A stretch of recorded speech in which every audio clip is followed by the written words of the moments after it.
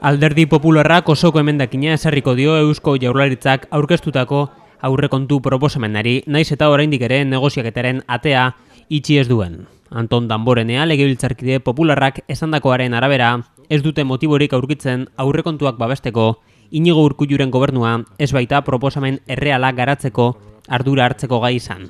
Horrela, negoziaketa borondateak itxurakeria direla iradoki du Formazio Popularrak, Eusko Alderdi Jeltzalearentzat Damborenearen hitzetan, ez bailitzake txarra aurrek urteko aurrekontuak luzatzea.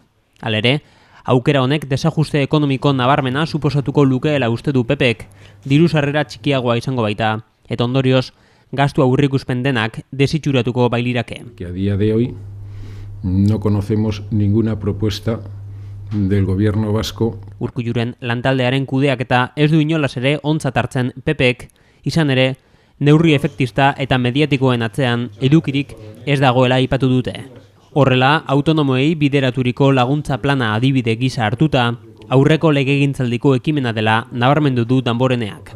Enplegua benetan sustatzeko iniziatibarik existitzen ez dela salatu du horrela Formazio Popularrak.